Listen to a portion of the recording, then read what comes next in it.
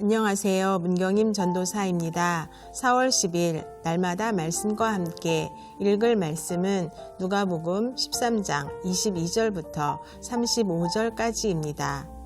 오늘 말씀은 두 단락으로 나누어 볼 수 있습니다.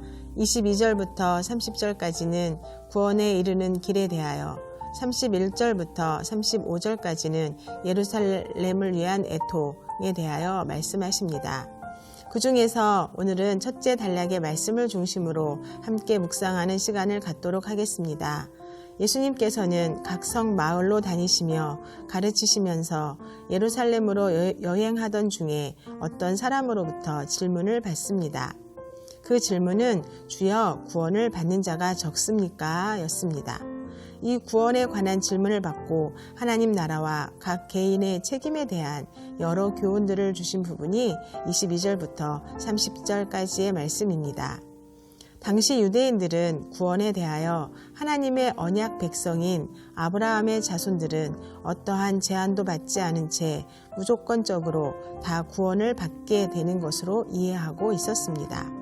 그런데 예수님께서는 이에 대하여 요한복음 8장 31절부터 47절까지의 말씀을 통해 아브라함 자손이라고 해서 무조건적으로 다 구원을 받는 것이 아니다. 오직 자기를 부인하며 하나님의 뜻대로 행하는 자만이 구원을 받을 수 있다고 말씀하셨습니다. 따라서 이러한 차이점에 대해서 사람들이 의문을 품고 예수님께 주여 구원을 얻는 자가 적으니까 라고 묻는 것은 당연한 일이라 하겠습니다. 그러므로 예수님께서는 이 같은 질문에 대하여 여러 가지 각도에서 답변을 주셨습니다. 24절 말씀은 좁은 문으로 들어가기를 힘쓰라. 내가 너희에게 이르노니 들어가기를 구하여도 못하는 자가 많으니라.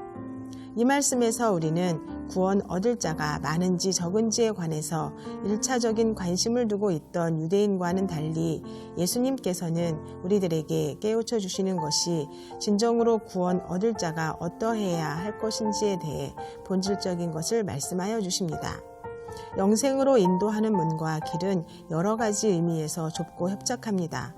무엇보다 그 문과 길은 오직 예수님 한 분이라는 뜻에서, 그리고 자기를 부인하고 오직 그리스도만을 의지하고 따라야 한다는 의미에서 좁고 협착하다고 할 수 있습니다. 유대인들은 이 영생의 문과 길을 배척하고 다른 넓고 평탄한 길을 찾았습니다. 그리스도가 아닌 다른 어떤 길과 방법으로, 자기의 힘으로, 자기의 의로움으로 구원에 이루고자 하였기 때문에 오히려 구원에 이르지 못하였다는 말씀입니다. 25절 말씀을 통해 이 영생의 문과 길은 항상 열려 있는 것이 아니라고 말씀하십니다. 주인이 일어나 문을 닫아버릴 때가 오리라는 말씀입니다. 예수 그리스도께서 영생과 구원에 이르는 문으로 이스라엘에게 항상 열려 있지 않으리라는 말씀입니다.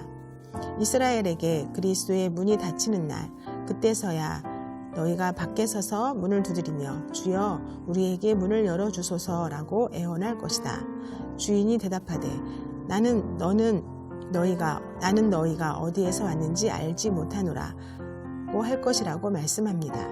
26절에서는 너희가 이르기를 우리는 주 앞에서 먹고 마시며 주와 교제하던 자들이요 우리 거리에서 주께서 가르치셨나이다 라고 말합니다.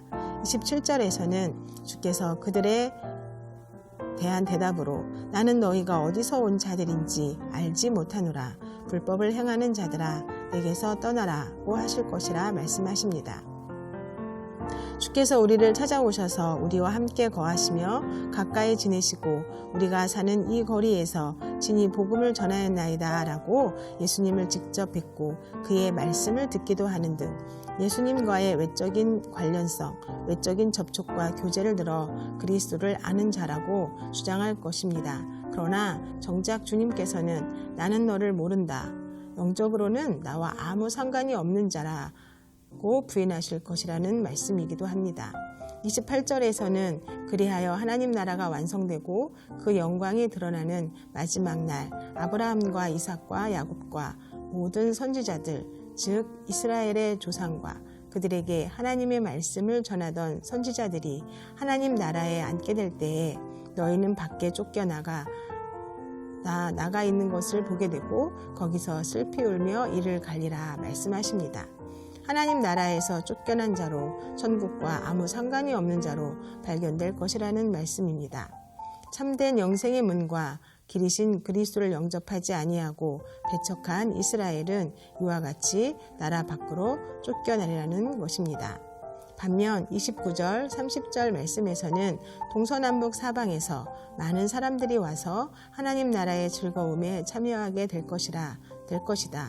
이스라엘이 아닌 이방인들, 본래는 천국의 약속과 상관없던 자들이 많이 와서 천국의 생명과 기쁨과 구원에 참여하게 된다는 것입니다. 이를 두고 먼저 된 자가 나중되고 나중된 자가 먼저 되리라고 말씀하십니다. 이스라엘은 참으로 먼저 부르심을 받은 자요 천국의 약속을 받은 자들이었습니다.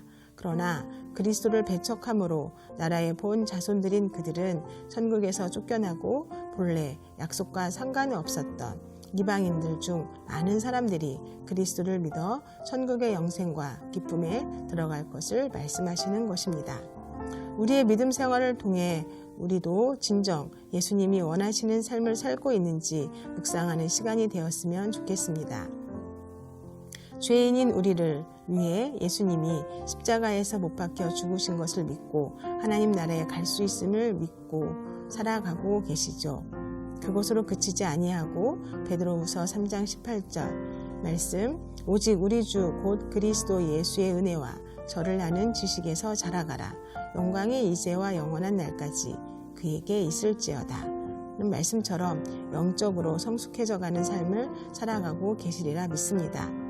우리의 믿음 생활이 예수님과 무관한 삶, 하나님이 모른다고 여기는 삶이 아니라 하나님께 아는 바 되고 인정받는 삶이 되길 축복합니다. 포도나무 대신 예수 그리스도 안에 온전히 거하며 성령 충만하여 하나님의 뜻대로 행하는 모든 성도님들 되시길 축복합니다. 기도하겠습니다. 하나님, 예수 그리스도만이 하나님 앞에 나아갈 수 있는 유일한 길임을 믿습니다.